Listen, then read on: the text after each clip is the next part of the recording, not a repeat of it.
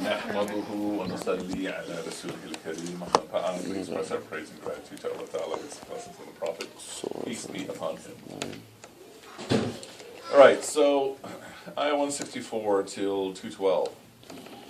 Now we are going to see the foundations of the Sharia. Up till this point we've only had how many commands? Anyone? 14? 14? 23? 6? No. I think we had 13. 13? We had 13 last time. I feel like we added We one. didn't, I don't think we added one. 13. Oh wait, there was a third command last week. There was. Was there? I think there was. Was there? Worship your Lord and not set up any idols. Oh really? I think there were 14 though. I thought 14? we were 13. Yeah, so anyway, ayah 164, we're going to see command after command after command. But they will be organized by topic. But first, laying out the foundation. إِنَّ فِي خَلْقِ السَّمَاوَاتِ وَالْأَرْضِ وَاخْتِلَافِ اللَّيْلِ وَالنَّهَارِ وَالْفُلْكِ الَّتِي تَجْرِي فِي الْبَحْرِ بِمَا يَنْفَعُ النَّاسِ وَمَا أَنزَلَ اللَّهُ مِنَ السَّمَاءِ مِنْ مَاءٍ فَأَحْيَا بِهِ الأرض بعد موتها وبث فيها من كل دابة وتصريف الرياح والسحاب.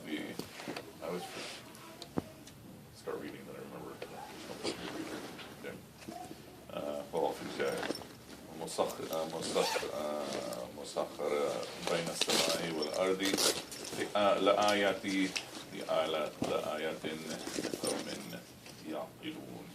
Okay, so in creation of the skies and the earth, and the alternation of the night and day, and the ships which run through the seas with what is useful for people, and what Allah sends down from the skies, from water, for life in the earth after its death, and spreads out with it every single type of animal, or how does this translate? Moving creature? Yeah, that works. And his spreading out of the winds. And then what? Okay, and then the clouds in the skies and the earth are signs for those who use their intellect. Alright.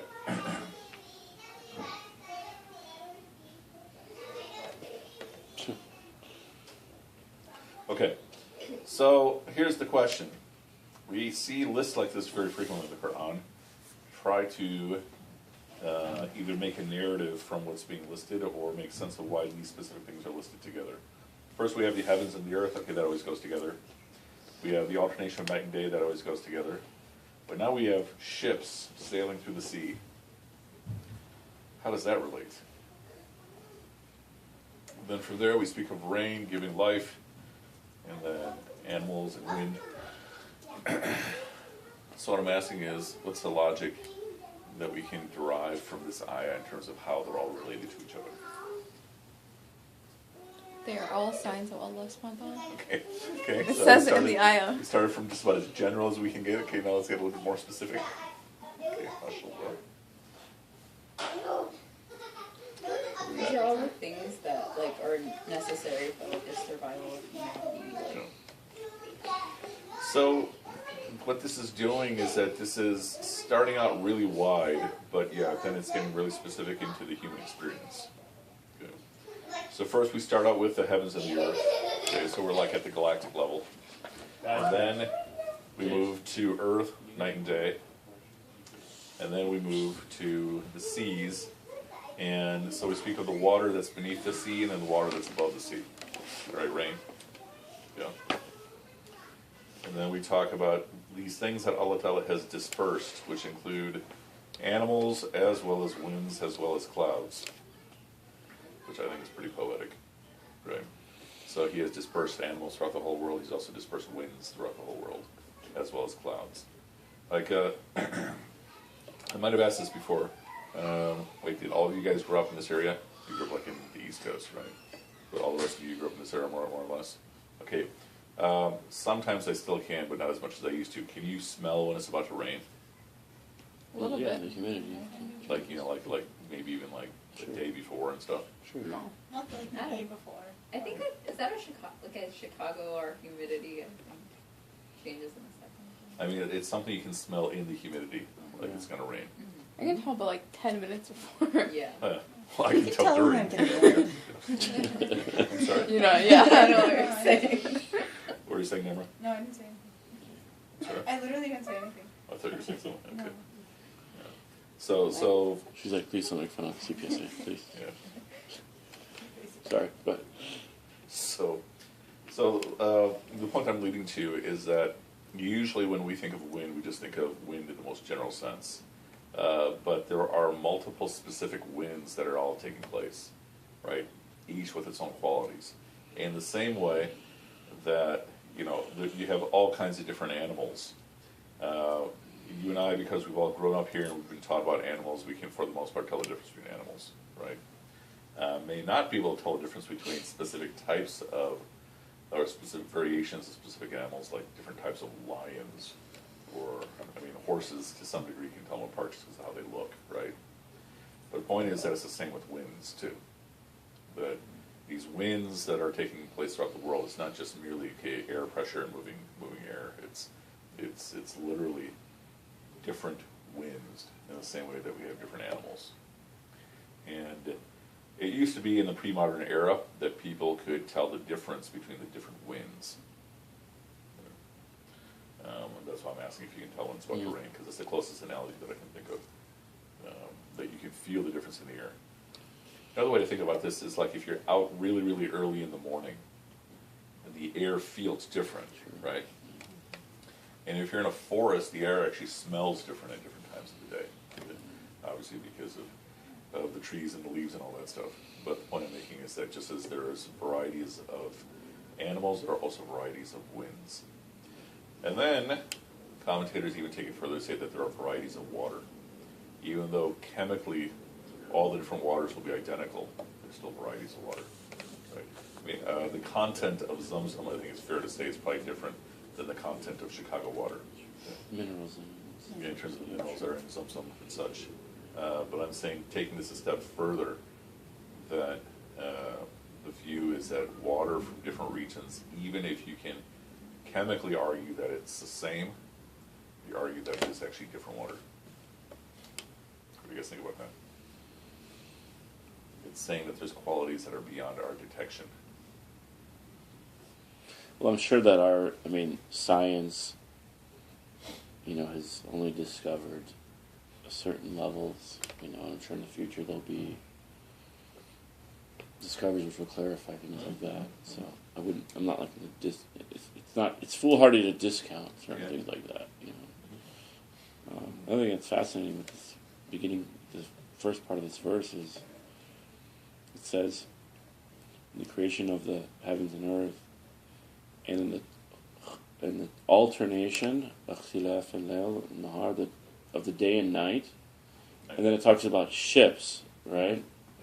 What creates wind, local winds, is when it goes from night to day. And so, in a way, it's saying that this benefits, or that mankind is able to harness the change of night and day. In a way, it's fascinating. It is proof of the miracle. Please Typical don't use those 3 words, don't use those 3 words or 4 It's words. proof, scientific miracle proof, So I wonder, Is that- or proof if you're. That's the proof. so I wonder, areas where there's just a lot of corruption and a lot of not a lot of spirituality and people just cheating other people and that sort of thing, and like all the pollution that's there. I wonder if that there's a difference in the water in those versus Sure there if is. you were to go to a place like wherever in some remote part of the world where you have people who are doing the right thing. There's I remember this one Juma Khutbah from Imam Siraj. He was on some retreat hiking the mountains, and he was going to drink pure spring water for the first time in his life. And he was getting pretty excited, and he drank it and he puked it out because he couldn't take it in. I heard this. I thought it was amazing. What? Isn't that because there's Because he's bacteria? so used to New York water Oh. that he couldn't drink pure Pure mountain spring spring. water. How high up was he? Because that could just be like mountain sickness too. Could be. Could be. Like but I don't want to say mountain. Did I not drink I water? couldn't like. But okay, what the lesson is something deeper. Even if it was mountain sickness. Because I remember when we went to camping in this area by Lake Superior, you know, Well, and the water was just Clear. sweet Yeah. and clean, and true. so it was actually really really tasty, you know, Like compared minty to honey like is actually minty. You jump into the water, Fresh water is called Minty, minty you know? honey, right? lake oh really? Yeah, it was actually minty like honey, sweet, so you know? it's actually sweet. like Lake Superior. You go in, and it's like the first time I jumped in, you open your eyes, and it's like you can see clearly, Yeah. Wow. and there's Wow. almost like just like this, you know. I mean, a little blurry, but Oh, no me burning too. whatsoever Me too. from chlorine or nothing. It's like whoa, it was the weirdest feeling. Wow. It was cool. That's how I felt this one time when I went down to Florida, and I couldn't open my eyes. I wasn't so used to like the air being so clean. And I would like look at the clouds, and I'd never seen so much definition in the clouds Yeah. before. Yeah. It's like, where's my pollution? Oh my god, where's the blurry haze? Where's my smog? Yosemite was like that when I hiked. I mean, it just I had a bottle of water, I was drinking, I was out, and I'm like, there's a stream right there coming off the glacier. I just like, why not? I filled it up, drank it. Oh, it's the best water. Wow. It's so delicious. Just Wow. clean, pure water. Did you ever notice a lot of Arabs and Jews there when you were there? A lot of Arabs and Jews. Yeah. At Yosemite? Is that Yosemite. common, really? Yosemite. Yosemite. They call it Josemite. Uncle Joe. Okay. So what is the basic point here in this ayah? We're being essentially told, this is not a commandment, we're being essentially told, look at the world all around you and reflect. Look at the creation of everything all around you and reflect. Meaning use your aqal as a means of exploring the world all around you, as a means of getting closer to Allah Ta'ala. And I think I mentioned this before, that of all the sacred scriptures, of all the traditions, none talks about nature as much as the Quran does. We would not think it to be that way, but it is. Like nobody even comes close. Yes, ma'am. Sorry. I just said winning. Oh, you said winning? Yeah. So now, one question. It uses the verse ends with aqal yaqilun. And so then we read a lot in the Quran, la'allakum yatafakkarun, right? Thinking versus. So describe the differences between the two. And So aqal would be more your mind, right? Fikr would be more reflection. Aqal would be more your reason. Fikr would be more your reflection. Ulul albab would be more using your heart, people of the heart. Like for example, let's go to Surah 3, Ayah 190 to 195. Very similar passages.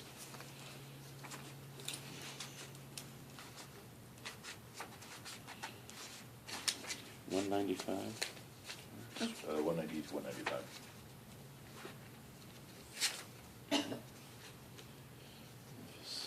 So إن في خلق السماوات والأرض واختلاف الليل والنهار لآيات لأولي الألباب.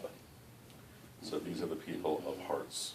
And the translation is often the same. Understanding. Yeah. Al-Bab. Yeah, lub or lub is referring to the beating of your heart. And so in terms of your intellect, we might have talked about this before, like in terms of your intellect, in our culture, meaning Western culture, which is pretty much a dominant culture all across the globe because of colonization, British. Sorry, I had to go in that direction. The notion is that your mind is your intellect and your heart is your emotions, passions, feelings, right? Mm. Whereas in our tradition, as well as ancient tradition in general, your heart is one type of intellect, your mind is a different type of intellect, and your body is a different type of intellect, right? And each one has its own set of emotions. So I give the example of laughter, or laughter, laughter. So in terms of your body, if I tickle you and you're ticklish, then you start laughing, right? And then, sorry, it's like, was asking me about ticklish, so naturally I said no. I said, yeah, then she would have tickled me, and she actually gave up. I thought, wow, that works. So the mind, in terms of laughter, the mind is like irrational thought. And so it's looking at all the rules of how everything works. So logic, right? And what is a joke then? A joke is usually something that's breaking the logic. And so I always give this joke, which is so inappropriate because I always wind up offending somebody, but I'll tell it anyway. I'm here, I'm sure I'll offend someone I worse mean, than if you. Omer's here, that's all good. Yeah. So it's like, it's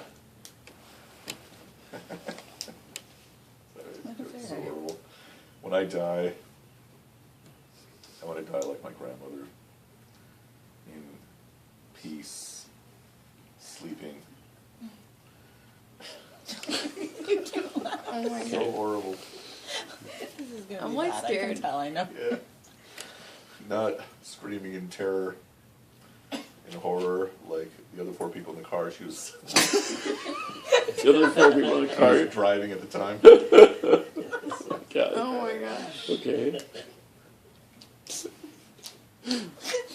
Or not like the family she ran over when she fell asleep. Sorry, it's so horrible. Oh my.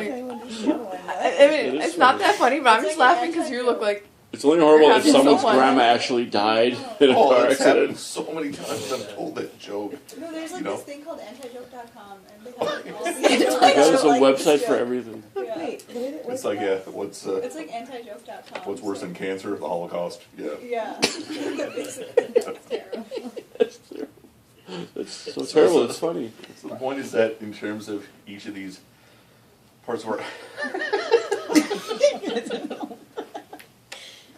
each of these parts of our intellect, they have their own set of emotions. And so the body affects you affect it one way, the mind you affect it a different way, the heart.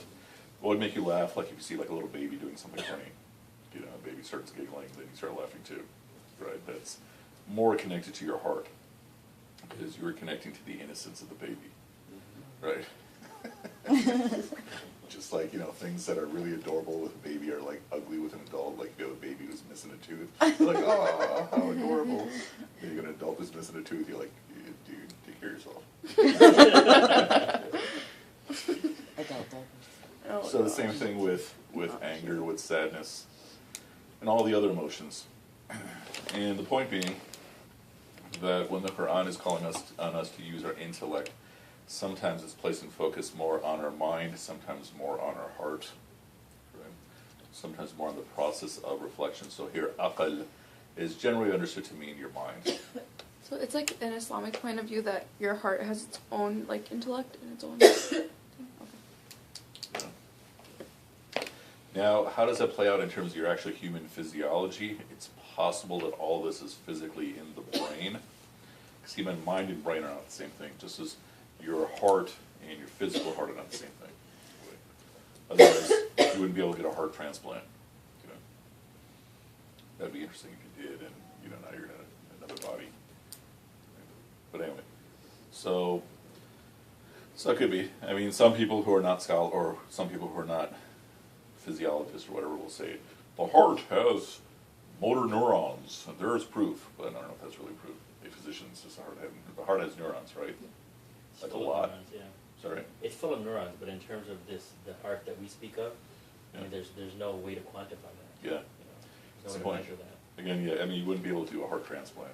Yeah, exactly. People would be different people then. Yeah. So when we speak of the mind, the body, the heart, the key thing is to take them as three different types of the intellect. And the Quran is speaking of the whole person. Because in our culture, and going down all the way to our educational system, because the heart is looked at as nothing more, the metaphorical heart, so to speak, or the spiritual heart is looked at as nothing more than emotions or passions, you're automatically crippling a person, right? That you're removing one central aspect of a person. So it's like you're taking a table and removing one of the legs. And so the goal in Deen is for a person to find or to reach fulfillment of all three of those regions. So perfection of all three of those regions, complete fulfillment, mind, heart, and body. We talk about those things like the yearnings of the three. Okay, so each has its yearning. And so the yearning of the body is connection to other body, meaning this would play out in food, this would play out in terms of just connection with other people, this would play out in terms of intimacy, but this is an innate yearning of the body. The yearning of the mind is what we would call curiosity. It's to learn. Like sometimes you'll experience that kind of bliss of learning something. There's a pleasure that comes with it, right? Real quick, yearning of the body is to connect with what? To connect with others or connect with creation. Oh, okay. So that comes in the form of interaction with other people. It comes in the form of intimacy. It comes in the form of eating, all those things. Wouldn't connection go more under mind though? Explain. Like when you make a connection with someone, like in terms of like conversation or something, it's because of your mind. You know, I can understand like Still curiosity. food and all the other You're stuff. looking at that from the perspective of the Western paradigm. It's No, but that's hard still to get out of. curiosity. You're just curious about the other person. Well, curiosity would be knowledge, right? Oh, no, but I'm just saying Yeah. for her, it could be knowledge about the other person. But I'm saying that the type of satisfaction that you get by interacting with someone, it's a little bit different. Think of it from the opposite. So to stifle it, the consequence is what we call loneliness, right? And to stifle curiosity is basically, you know, to I don't even know what you'd call that, but you're basically Stupidity. I mean, that would be the consequence. But meaning, Complacency, like where you just you know it all. well, it's what we often do in our Sunday schools, where someone asks questions and then they get shut down. And I don't know what to call that except to stifle curiosity. You can create like indifference. I mean, indifference would be a consequence of that. Arrogance might also be a consequence of that.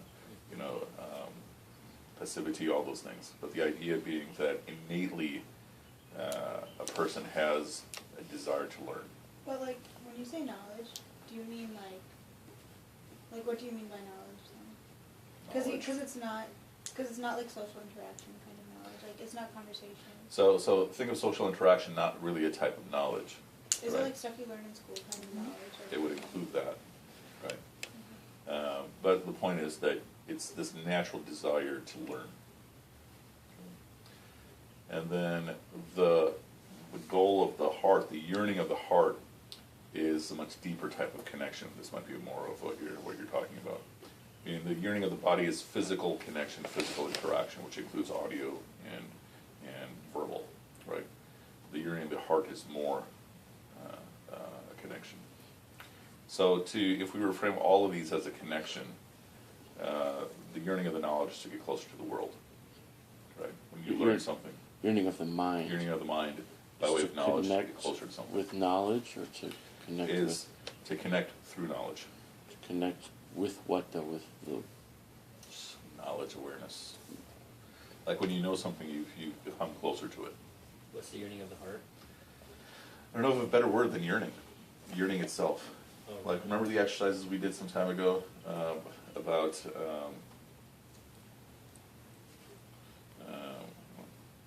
I remember like deep connection. Right? well, remember like we did that exercise some time ago, like, you know, think of something you really wish you could have.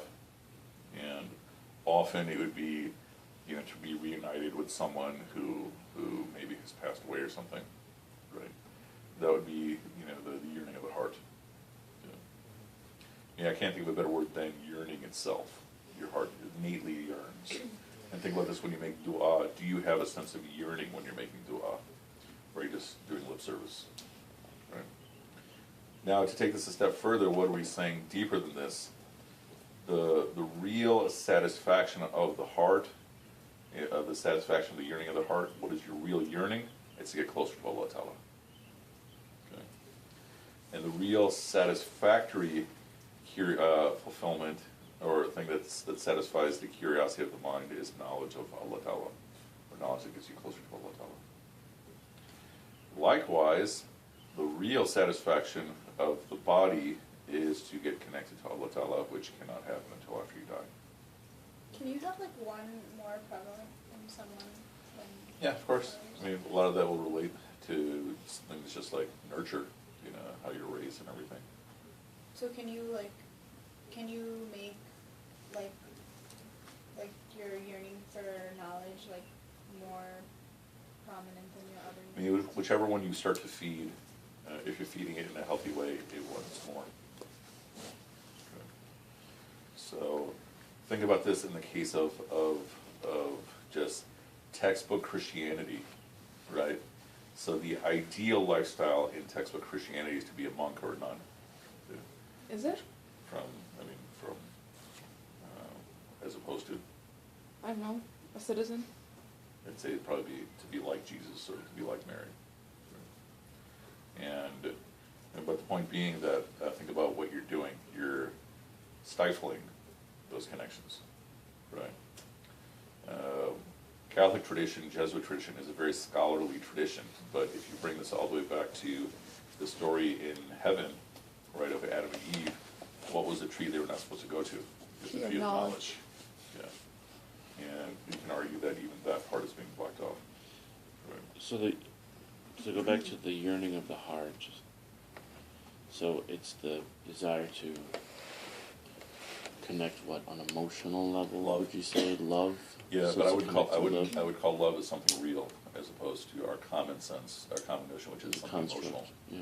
Like we commonly speak of love as an emotion and as a Yeah, feeling. It's construct love as of something emotion. So real. love is more. So to connect through love and the idea, and then at a higher level to connect to Allah. You know, and the mind is to connect through knowledge, Through knowledge. and higher than that is to connect to Allah Ta'ala. Physically, but we can't do that. The mind is more to connect through your mind, right? Mm. Physically, your body is seeking to connect to Allah Ta'ala, right? But that can't happen until Akhirah. I'm sorry. I have a question. You know, in Christianity, is it what I know? I thought it was the tree of knowledge, but I don't know. Some of my Catholic friends, they were telling me like, yeah, it is the tree of knowledge, but it was more supposed to be like, if they got that knowledge, it was like they would be arrogant or something. Is that like, is it? Did it have a different name? Like, I didn't want to be like. Well, I mean, essentially, that's, like, really so they're told, you know, eat, do whatever you want. Don't come to this tree in the middle. Mm. The serpent comes along and says that tree will give you the knowledge of good and evil, and then you'll be like God. God doesn't want that. Oh, okay. Right. And then the knowledge that they gave was basically the knowledge of their shame, or the knowledge that they earned. And so some Protestants will say that that knowledge is actually a knowledge of, what would you call it, like, you know, knowledge of intimacy, those types of things, right?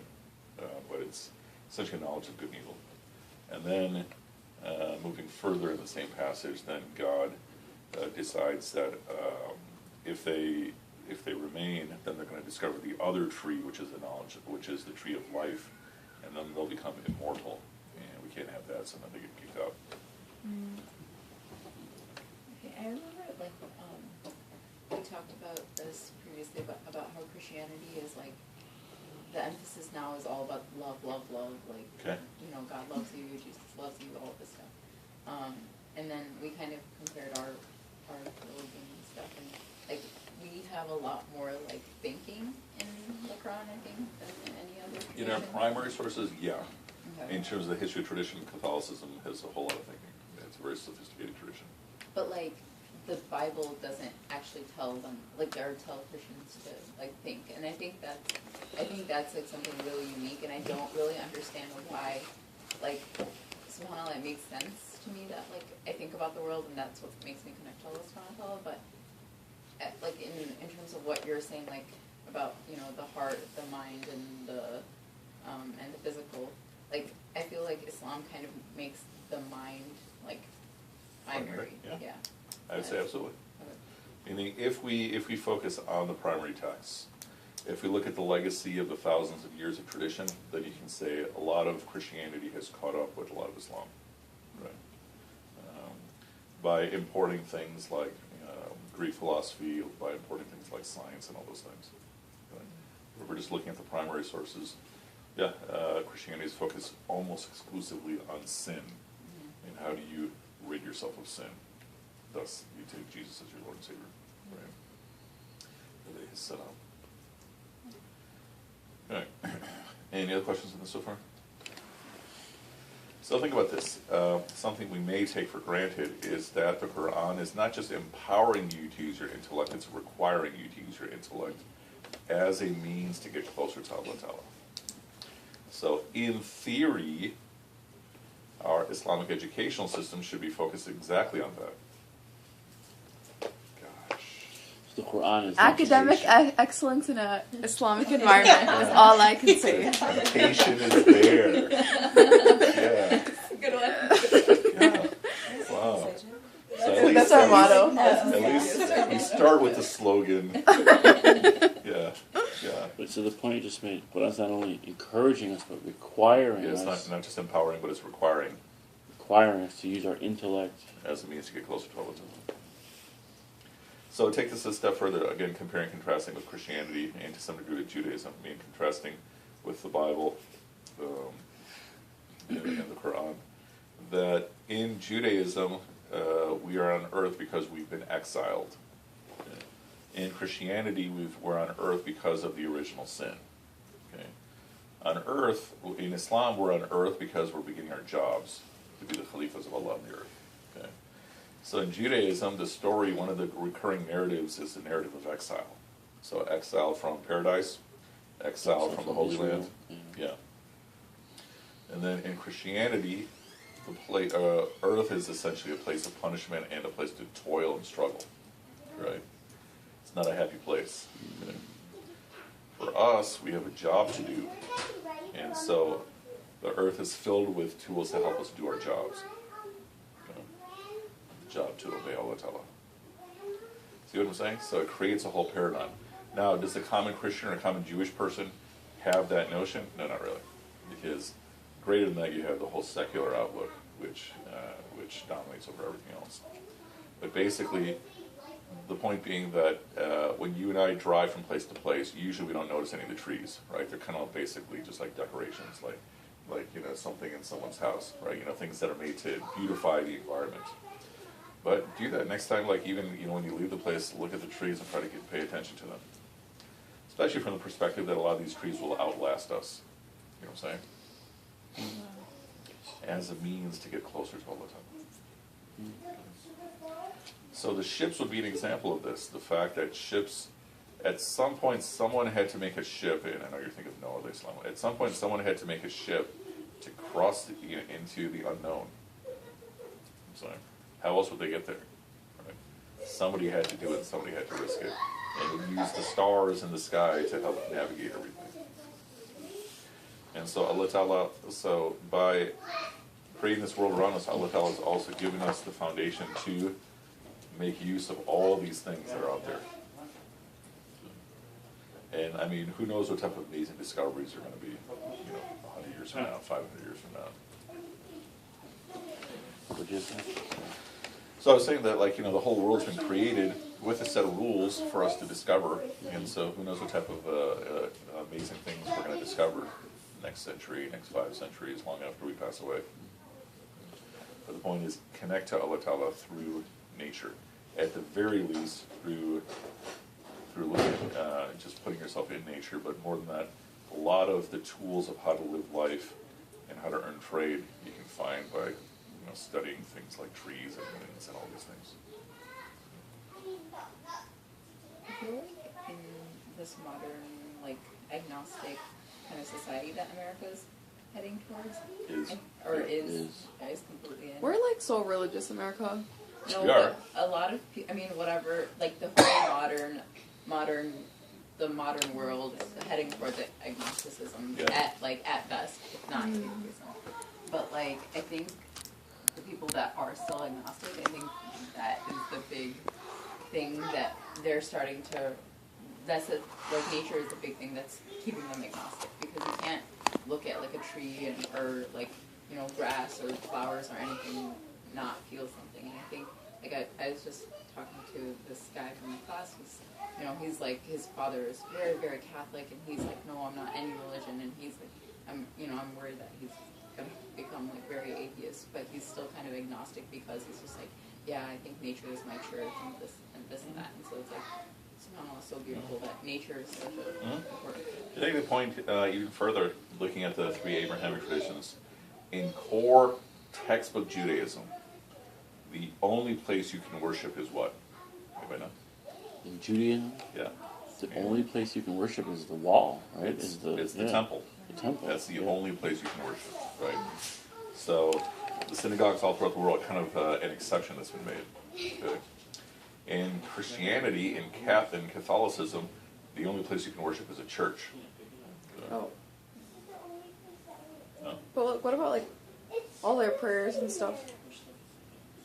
Like, Isn't that Now worship? lay me down to sleep, something. okay, but I'm saying in terms of core actual worship, right? Not Well, what To go is to what church is on their Sunday. worship? I don't understand. Isn't that the same thing? Mass on Sunday, basically. Yeah, but okay, I've been to mass. It's like It's like, yeah, I've been to Mass. it's like the same. I was in Mass this morning. You know, and then I'm I a put on Phoebe. my hijab and I came over here. Yeah. No, well, I had to go for like something. I don't know, whatever.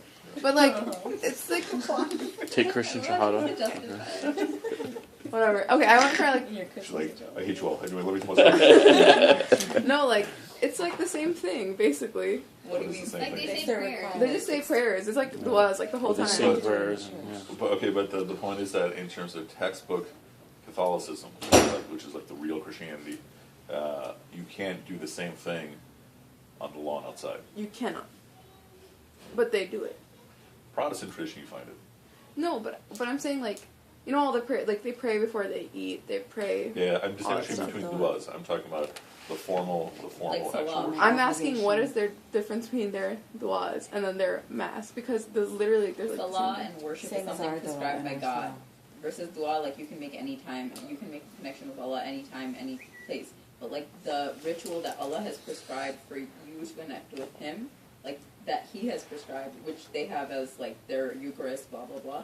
That can only happen in a church, whereas we can pray Salah like anywhere. Okay. Okay, so Eucharist. Is that Yeah. correct? yeah, so basically what we would call like the sacred practices. The Yeah, sacraments. got it. Yeah. Yeah. Then for us, the whole earth is a masjid, right? So see the evolution. For one group, it's only that particular place, okay? And then that temple has to be reopened for the true Jewish prayers to take place, okay? And then for Catholics, it's basically any church because the church is the extension of the whole community, and then for us, it's the whole earth, right? So for us, it's perfectly reasonable to go pray in a forest, to have a chuma in a forest, right? There's nothing to it, right? Or to pray without a roof or anything like that. Praying in a room without a roof. See, I am the hip. No, sorry. Go. But the basic point being again that I'm sorry. Nadia's an just auntie. making fun of me. Oh, That's Making it. auntie You jokes. mean Part the of class. weeping wall? Is that Really? the or the? so that's one of the walls of the temple, Okay, that's one of the walls of that like main temple. What is it called? Is it the Temple of Solomon, or just the okay, temple. okay. Why do you suppose that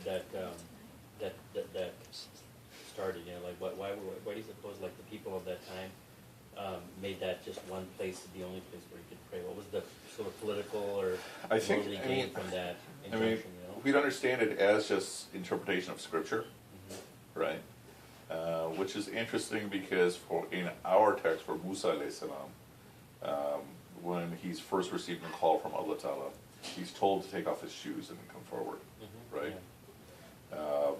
And then the Prophet Muhammad says specifically that among the things that was given to me that was not given to previous prophets is that the whole earth is a masjid, right? Oh wow. Okay. Yeah. So maybe that's just like part of social evolution. I see. That Allah Ta'ala, first a lot of people are praying in one place and then Mhm. in other houses and then everywhere. And the humanity wasn't as broad either. Like, Yeah, it that's probably spread. part of the good point, yeah. Yeah, I mean, all of those ways. But that evolution I think is fascinating. Again, what is the point here? The point here is that for us, connection to Allah Ta'ala, by text, connection to Allah Ta'ala happens in every single direction, every single place. The exception, the closest thing to an exception would be the bathroom. Right? Okay. And then, so completing this point, I 165. Actually, who wants to be our official reader? I think someone else usually reads. Okay, please.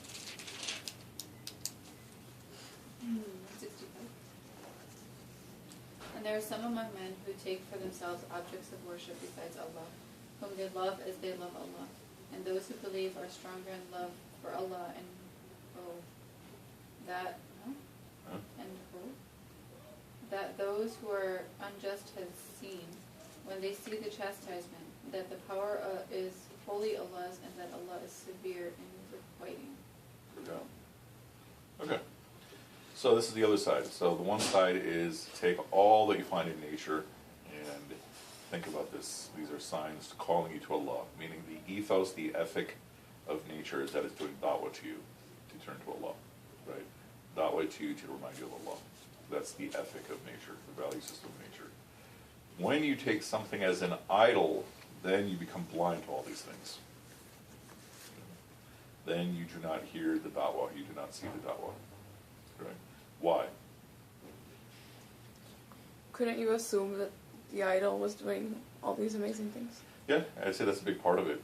And part of it is that when you're holding something physical in front of you, and you're taking that as the ultimate reality, it diminishes everything else, right? I mean, one of the gifts is going to sound kind of strange, but one of the gifts that we have is the fact that we can't see Allah Ta'ala, right? Aside from the fact that, you know, if He revealed Himself, we'd get passed out and all those things. But the point is that then everything around us becomes probably easy for die. us to. Yeah, we probably would. Yeah. That everything around us becomes a reminder of Allah Ta'ala. If you're physically holding an idol, yeah, I mean, a tree which is more majestic than anything you could possibly make with a rock is going to seem, you know, not majestic. See what I'm saying? It's inverting your whole priority system on how to understand and appreciate the world. Can you explain that inversion again? Well, essentially, because you're, forget belief in any form. If you look at things from just a straight atheist perspective, then in theory, perhaps you can appreciate things that are more complex than things that are less complex. So you see the Milky Way and it's amazing to you, right? Or put it like this, you know, a tree, a bush is pretty amazing, but a sequoia tree is more amazing, and a forest of trees is even more amazing, and the earth is even more amazing, and the Milky Way is even more amazing, and it just becomes mind-boggling, larger and larger, right? That, I think, is closer in terms of the priority system to belief, right? The key is that what's amazing you is not the size of everything, but the creation of everything, in terms of belief. But when you have a rock that you've shaped, no matter how amazing you make that rock, you're going to appreciate all those things. See what I'm saying? But, I mean, it's a representation of something, right? Okay. It's a representation of In something theory. conceptual. In theory, if it was merely a representation, Yeah. then the sheer amount of respect that and reverence people would give to those rocks would not be as much as it is. For example, if you go to some of these Hindu temples, at times they'll tell you, you can't come right now because our gods are sleeping. And they're talking about these stones. It's weird. They said that? Yeah, at a friend who was doing research for whatever class, and they had to go to every house of worship, and they went to the Hindu temple. I don't know if it was Bartlett or Lamont, and they said we can't bring the idols out right now because they're sleeping, or we can't bring the gods out right now. Right? But when that becomes your notion of what's most valuable and sacred, then I think by naturally you're not going to appreciate everything else. And then for us, we take it a step further that, okay, not only do we appreciate the greatness of things that are complex, but even things that seem to be not complex at all. Right? Like Yeah. you want to appreciate everything else, as in you value this rock, but you want to appreciate the sequoia trees and the Yeah. trees, this forest. Is that what you're saying? So it's almost like your center of gravity Yeah. is, if the center of gravity is centered upon something that is not that impressive, then everything else is even less impressive. Yeah. But if you don't have a center of gravity, like you're an atheist, then you'll be impressed by things that are greater and greater. And if our center of gravity is Allah subhanahu wa ta'ala, who is at the absolute greatest, everything. then everything else you Including appreciate. moments. Yeah. That's how it plays out. And I mean, just think about India, right? Even the vast majority of Hindu temples that you go to, You know, just like we always talk about how masjids are like filthy and nasty. I mean, those even seem, you know, from our perspective, even dirtier. You know? It's just the way that people live there and their standards of what, you know, are much less than that. Yeah, I think so. But like, you know, the imperial palaces are all still, Yeah. you know, But I feel like you can't like compare that. Like, that's fair. you know. But the point being again that you get a sense of spirituality by where people place their focus. Meaning the fact that our masjids are so nasty gives you a very strong sense of the nature of Iman in our community. I really wonder, those people who actually create the mess, I wonder how their own homes are. I suspect that it's very similar. Like, I can tell you, like, when I went to California, and I think part of it is just the leadership makes the cleanliness an important aspect of visiting a masjid. Like, when we went to California last time, we went to that big masjid there in San Francisco. Oh yeah, So, you know, that King Fahd thing. yeah, I don't know if that's a King Fahd thing, but Oh, it was in LA. it was right before Ramadan, I think, right? It Oh, was- MCA. MTA, yeah. Yeah, And yeah. so they had these rules and regulations, they're Yeah. like totally It's nasty about it, amazing. and you walk into the Yeah. bathroom, and it is the largest masjid bathroom I've been to, and there's like chappals for every stall, and everyone's wiping off like the counter before they leave for the next person. Uh-huh. I mean, it's like there's rules, and I think, you know, it's because of the caliber and the socioeconomic class of the people that are there, that they value these things, and then there's someone actually enforcing it. I would less attribute it to socioeconomic class Really? because I've seen super wealthy areas that are 100% the opposite. But Yeah, you mentioned that before. somebody came forward with the skills of administration Yeah. and did that, right? I mean, Sorry. She's like, Oh, we're talking about Also, sorry, it's hard to know when to jump in. That's Also, fine. I've been to a lot of like if our masjids often here in Dayton are really disgusting, but you go to the people's houses that like started the masjid and fund it and are there a lot, and their houses are immaculate, very very clean, and the masjid is really nasty. So. But I feel like it's like the Oh, yeah. community's job. It's not just like leadership. Like if you go there and you see like books lying like around, you know, just fix it. I mean, and I totally You know what I agree mean? with you. I mean, I think that Yeah, even our that's local that's masjids hard. here, you know, like they're so the cleanliness and they're so it's despicable, but I can guarantee you, 80% of the people that go there, you go to their houses and they're Spotless. completely clean. Part of it is I think that people don't recognize the value of the masjid in the psyche of a Muslim. You know, like the place in the maqam that a masjid has in our worldview. That's, is, I think, a bigger factor. is the So problem. we don't value I mean, it. We when we think- were in Sunday school, man, Yeah. we made the biggest mess in the world. Yeah. You know, that I mean that's It's just like because, someone oh, we else just will went You know clean what it it up. is? Someone I else's We think don't problem. take That's ownership. We don't take ownership Yeah. of Someone like, else will do it. Yeah, Yeah. somebody else will do It's it. not my Somebody, problem. the masjid pays for this Yeah. the cleaning crew. I It's a donate my cleaning money, crew's so it's enough. responsibility. I don't have to clean it up. I'll drop it because somebody else will pick it up. Yeah. Yeah, I think that's the They biggest don't thing. take and the I don't think- ownership. I don't know if it's like Indian culture, American culture, what it is, but we're not like a conscientious society. Like we're not, okay, like if I leave this here, someone else is gonna have to deal with it, and it may not be a person who was paid to deal with it. Like I don't think we have that notion. Like I don't know why that's not there, but like in other societies it's there, and people like will walk around with their garbage for like hours before like Oh, when yeah. they find until they find a Absolutely. garbage can, and like I don't know why like we don't have that like conscientiousness. Mhm. Like I think a lot of it's just pure narcissism. And the reason I say that is because I've been in a bunch of churches and synagogues look the same as our masjids. We would not think that is that way, but no, they look just as beat up as masjids. Churches depends on a whole bunch of other factors, but churches are often very well maintained. And it could be something as simple as they have many more people to be involved, right? and they get them involved. Like I remember my friends, like she's Catholic, and they have, I don't know, they have to protect the Virgin Mary or something. Do you know what I'm talking about? Like there's like the statue, and they're supposed to guard it like 24/7. Really? Yeah, and people just did it. I don't know if it's around Easter or what it was, but like It's probably around Halloween. yeah.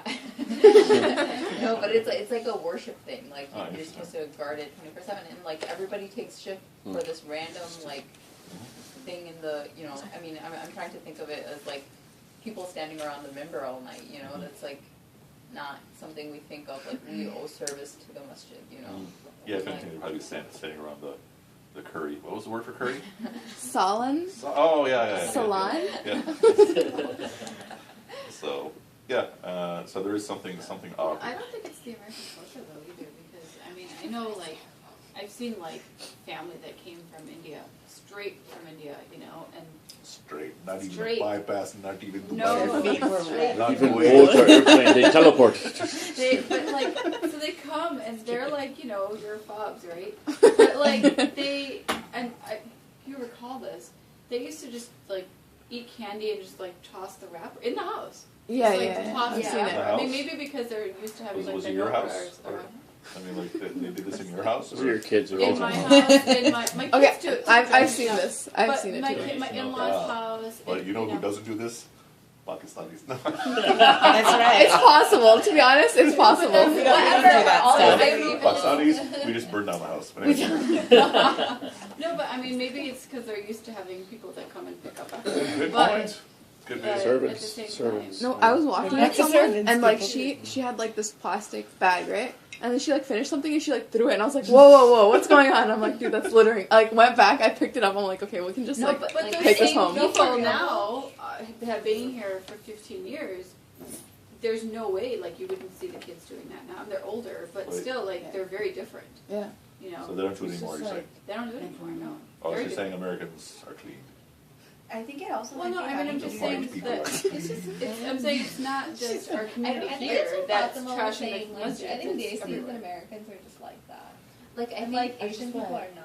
Yeah. Because I went to You Malaysia know, Daisies are, and like stuff in the Asian. bathroom. I was just gonna say. But I don't like it when we're left out of the whole Yeah, country. seriously. I know. You got 1 billion people here. 1.5 billion. No, I don't like. I think. Oh, you're saying like East Asians are like. Yeah, right? like Because all Have you their guys been to women are Chinatown? Korean. Korea, amazing. know. Everyone like literally think like Koreans will are. hold like bags of trash, like because they don't have a lot of trash cans everywhere because like the government really recycles, so they just don't put out a lot of trash You cans. just like It's hold hard your to- trash forever. Yeah, no, I'm serious Just though. hold it. People will walk around for hours, like until they or like an hour or something until they see like a public trash can, and then like they just and like even the bathrooms like just so well maintained. Like people are, I think it's like in America, I think we do depend on other people to do it. Like we don't litter in the environment because we know it's bad for us eventually because like the earth is gonna get messed up. But like in a mall or something, I don't think people think like, oh, I shouldn't drop this wrapper because the janitor will have to clean it up. You know,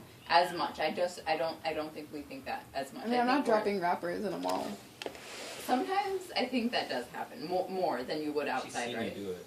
Yeah. Thought I was about to share something. Ice cream napkins, so like I just like throw them in the wind. No, I mean I'm just saying like we think that other people will do it and we don't worry that like we're doing something that's like another person will take care of, you know? Yeah, I think part of it is also that it's Bad not my job. manners. Why Yeah, is it's it not my yours? job. Like yeah, yeah. So the point here, putting these two together, is that your interaction with nature will tell you a bit about your iman. I think. Sorry, last thing. Still in From our point of view, I think like if we just Our see point of view. something, yeah, if we see something, Are you the royal we? Like we all those who are in this gathering, like if you see something like in a masjid, just like pick it up or fix it a little bit, like if you can, you know. Yeah, we'll just complain about it. That's it. We'll just complain. I'm just saying, like, I've seen someone. Okay, this honestly, I've seen this happen. Okay, there's like this like tissue I at think the you're masjid. right. Okay, someone she stared at it, and then she walked away, and I was like, okay. So I just like picked it up and threw it away, and then she like stared at me, and I was like, all right, like. And you guys get in a Was fight. it, That's No, I was just like, okay, it wasn't that big a deal, you know. Really like thinking about all the times I've been with you now. No. That might have been me. No. Man, I gotta be careful though. Alright, so moving on. The next sentence is very How we got fascinating. to that. They love them, People like to they complain love the about it. idols, as they should love Allah, but those who believe are stronger in their love for Allah. Okay. It's a categorical statement. The people of Iman have, and the word is ashaddu, so like like tashdid, shadda, you're like doubling it up. Yeah, so essentially they're much more extreme in their love for Allah. So this is another thing to think about, that as much as someone may love anything else, especially their idols, a believer loves Allah Ta'ala more. There's an easy way to explain it. I mean, it's hard to find people who will give up their lives for something other than God. The closest thing would be nation. That's called the word for that's the elative form, right? Like Ashadu, afdalu, yeah, afadu, yeah. akbar. Yeah, exactly. That's what it In terms of appreciating things like that we were talking about, like, I think this is kind of establishing a like paradigm of what we need to appreciate the world fully. Like you were saying, like, you know, when we have all this subhanahu, that's when we're able to really appreciate the world fully. Like, and I think here they're saying, like, so our heart is like the primary vessel of our life, whatever, and like if Allah subhanahu is there, then we can really appreciate the world. Absolutely. But like if you fill your heart with something that's like improper, then like you're not able to actually, you know, appreciate the world. Like, for example, I'm sure you've experienced those things in your med school classes where you're like, wow, subhanAllah, human body is so amazing. Wow, alhamdulillah. She come home every day, she's like, alhamdulillah. She has this big grin. No.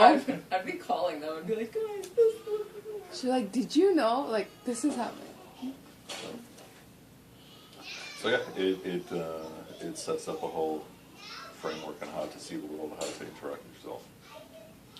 And this point is making that everything else you could take using Muhammad's language as your center of gravity, nothing will generate more love than love for Allah Ta'ala. It's called Ism al-Tafdeel. Tafdeel? Yeah. Really? Yeah. Okay. It's Ism al-Tafdeel. We just went through that. Awesome. And hub is of that form, that shadda form, right? Like that extreme form. That no, word it's itself. basically a superlative. So you take a word and you're trying to make it either better or best. You know, like is it either as a comparator or the best form of, and you have to add the hamza. But that root word is like a very like extreme. Yeah, itself is extreme. It's Yeah. itself And then the extreme, form yeah. is extreme. Yes, Good observation. Exactly. The tashdid is Yeah. it's extreme. Yeah. Is love like a good translation of hub? Or hope? Yeah, I guess I don't know what would be better. Okay, like, but is there like a different understanding in Arabic of that word than what we think of as? Well, sorry? This voice. I mean, all that would work. I mean, the way I'm framing it is that I often look at it as hope and love as being synonymous. But then all the other words that are used for love in Arabic will, in English, it'll be describe or adjective and then love. You know Like the what I'm word for love, the word is not just love. It's actually like is also the Yeah. hub as well. You know, Yeah. so it's like and saying? So what Oh, you really? desire, it's not two separate words. yeah, especially in conversational Arabic. Like in formal Arabic, you would say, "What do you want?" You know, "Ma turidu" or "turidina," right? But in conversational Arabic, you'll say "Ma tuhibbu" or "tuhibbina." Right? I have a What would question. you like? Not that, yeah. Like in English, like I don't know. I was reading about like in English, like we have a like love for like I love pizza, I love people, whatever. You know, like Pizza was the first thing. yeah. No, this was the example that the I would article. probably agree, but yeah. No, this is the example that the like article gave. Whatever. Like we have one word for like Yeah. so many things, like objects and like deep love and like familial love, like all these different things, right? But in Arabic, are there like different forms? Oh, there's something like 60 words. Okay, yeah. So there is a different word for like I love pizza or something, and then like I love a Yeah, I person. don't even know all of them. Yeah. Okay. Those are nice. Yeah, in English, we would add an adjective for all those things, right? Paternal love, maternal love, sibling love, spousal love, all those things. Right? Strong love, weak love, passionate love, all those things. Right? So then, finishing off the ayah, if those who have wronged would consider when they'd see the punishment, okay, that all power belongs to Allah Ta'ala. So, at the minimum, what should your intellect lead you to understand?